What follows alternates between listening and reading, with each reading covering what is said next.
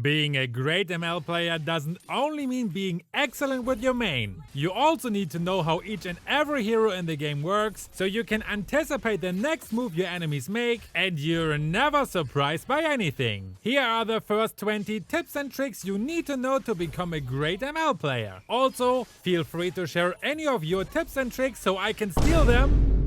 Make more useful videos for everyone who doesn't want to read hundreds of comments.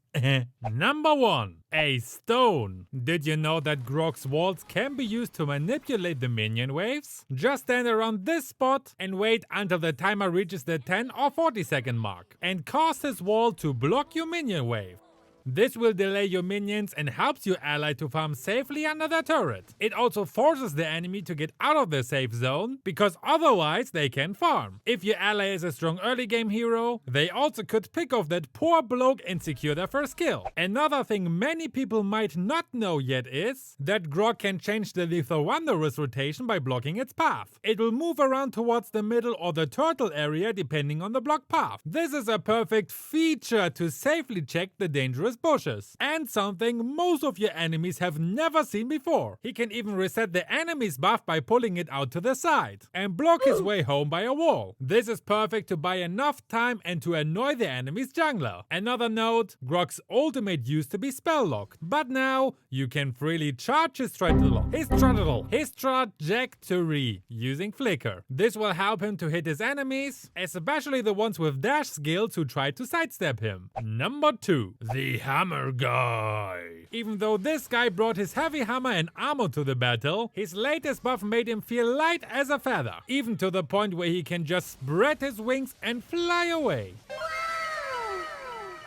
Yep, the flicker trick also works for his ultimate. It's a great combination to catch enemies off guard in tower dives. Another fact for Terizla is regarding his passive. The more HP he lost, the more damage reduction he receives. This needs to be part of your calculation when you try to kill the hammer dude. Damage reduction can be penetrated by true damage, by the way. So heroes like Carrie and Leslie are a very good pick against him. Number 3. The Robo Girl. You can abuse the giant robot charge with flicker, so she can German suplex her enemies into the turret. Just make sure to aim and time the flicker at the right time, because she needs to lift the target first before flickering backwards, or else it will fail miserably. This trick can be used to surprise her enemies, especially since there are only a few added users out there.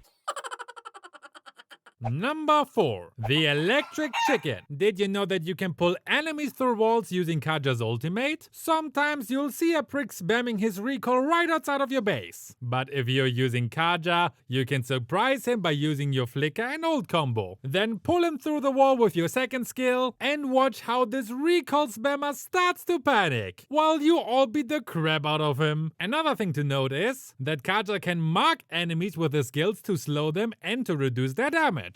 Be aware of that fact after you have been hit by your skills. Also know that this has zero effect on true damage. Things like Carrie's passive, the retribution spell, and Balmond's ultimate won't be effective. Number 5. The sleepy dude. With the rise of the Elven King's popularity, many people started to use him in ranked matches. But beginners might not notice that Estus can heal his allies 3 times in a row. Probably because Moonton didn't write this into his skill description. If you're using the ultimate, his first skill will be enhanced and the cooldown will be also resetted. So always use the 1-3-1 combo to burst your allies with heal next time. Another fact that you need to know when using a healing hero is that the item Oracle is only increasing the heal applied on yourself. Oracle raises shield absorption and HP regen effect by 30%. However, this is not applied on heals you perform on your allies, unless they have Oracle equipped for themselves. If you use a hero that has a heal or shield ability for themselves and you have an Estus as your teammate, you should seriously think about getting Oracle. Number 6. The only real lolly of the game, because her name is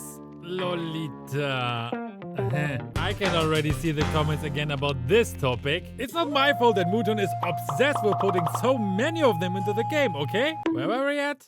Ah yeah, her first skill Bonk will stun enemies and damage a target based on their max HP. It doesn't matter if the enemy has 4000 or 10,000 HP. She will bonk up to 10% of their max HP away, so never underestimate her bonks. No matter if you play her yourself or if your enemies tries to bonk you with her. And yes, her ultimate flicker combo is an old classic, but did you know that she stays invisible while charging it from a bush? This is a great way to surprise enemies who have no idea why they are suddenly being slowed and probably think their internet just vanished once more. Number 7. Let's Beyblade! Is there even anyone old enough to remember those things? I loved them back in elementary school. The Alive Beyblade can push its enemies further using Sprint as battle spell. The difference isn't that far, but it can prevent enemies from escaping to a certain degree, or to push them further down the hell, aka your turrets. But the real reason to pick Sprint is to help him getting close to his enemies. Akai is pretty good at flanks and ambushes, but sadly his big belly prevents him from jumping as far as Kufra. I feel him, man. Or dashing as fast as Uranus. Akai can also counter the rising star Estes. I mean, he's on the top 10 ban list right now, but instead of banning this guy, just knock the enemies apart and destroy their formation using your ultimate. Number 8. Flower Power Kill! This is more a very interesting nerd fact you can bring up when talking about ML. Florence Seeds grants you 10%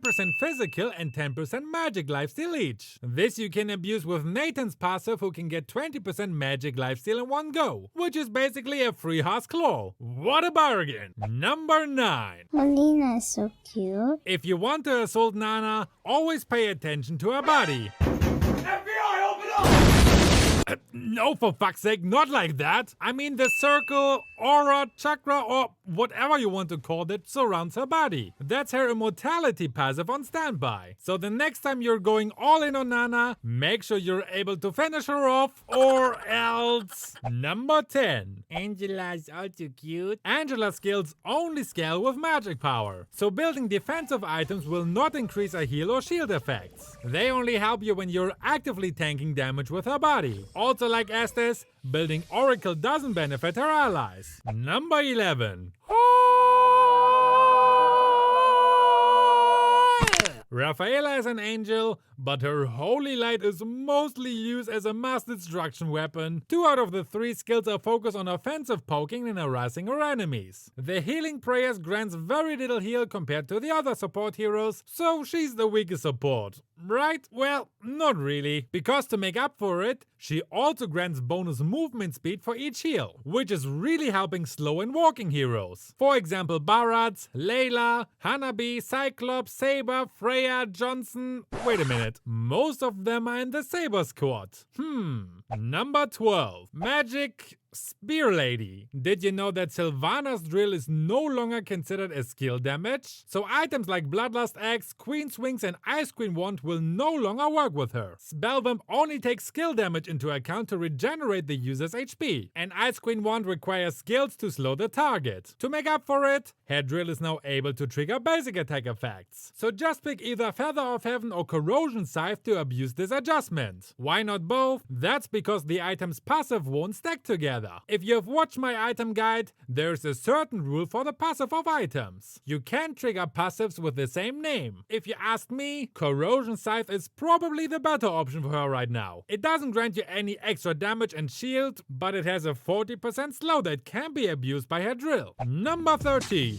They see me rolling. Basha's marks can reduce the enemy's regen effect by 50%. If you top it with the items that have anti-regen effects, namely Dominance Eyes, Necklace of Durance and Sea Halberd, it can reduce the enemy's regen effects up to 75%. And no, you can't stack them either. So you can't reduce the enemy's regen effects by 100%. That would break the game for sure. Heroes like Esmeralda and Estes still don't stand a chance against him. Number 14. Splatoon Girl. Did you know that Kimi's first skill is considered as magic basic attacks? At least that's what's written in the description. So her energy transformation should be able to trigger basic attack effects. But if you tried it in the game, Demon Hunter Sword and similar items with basic attack effects won't trigger. I don't know if this is a long-lasting bug or just not well explained in the skill description, but it's going to mislead a lot of beginners who haven't learned her abilities yet. In reality, her first skill is considered a skill skill damage, because it can trigger the passive of Ice Queen Wand and Lightning Truncheon. Number 15. The handsome K-pop boyband dude. If you're being asked who's the best hero to take down the Lord, a lot of names will come up, such as Belmont, Lunox, or any of the attack speed MMs. Those are the common names, but what if I told you that there is a single assassin that is equal or arguably even better than them? If Balmon can instantly delete a Lord with 5000 HP, Amon can do it better with a Lord that has still 12,000 HP. Just slap the jungle emblem with these settings on him, make sure you have a lot of shards, and boom! Lord is gone. The only weakness is that the damage is separated into 3 sets of burst. The initial damage, the second wave, and lastly your retribution spell to finish him off. But it still deals an insane amount of instant damage, and definitely will catch many enemies off guard. Number 16.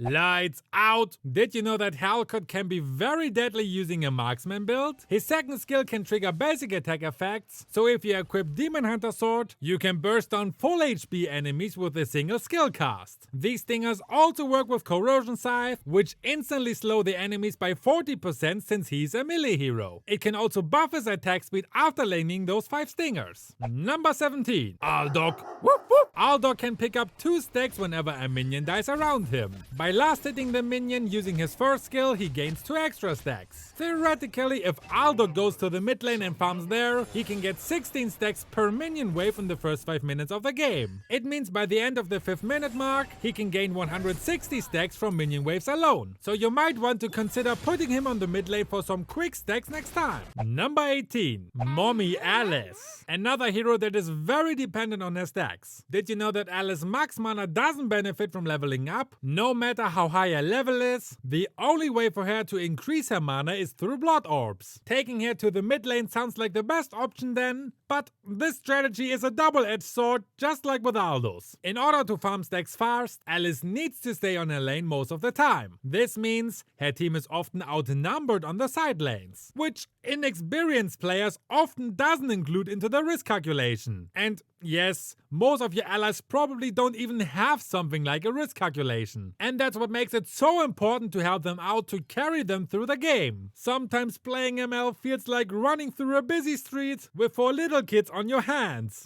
Number 19. My Dinner. This meal can sustain a lot of basic attacks while being in the enraged mode. With the power of caffeine, he immediately regains his lost HP while being hit by basic attacks. And not only that, it can actually block turret shots as well. This makes him a perfect turret diver and a good counter against basic attack heroes, which many players doesn't know since he's forever unpopular. Number 20. The Edgy Boy. Did you know that Granger can spam his ultimate without rolling every time he shoots? The trick is pretty simple. All you need to do is roll his body against a thick wall, because like this, the roll-in animation will be skipped, and you can blast his 3 shots quickly into the enemy's face. Now make sure to share your tips and tricks in the comments, and watch my latest video where I talk about the 20 best heroes to rank up in solo queue in this season. See you over there!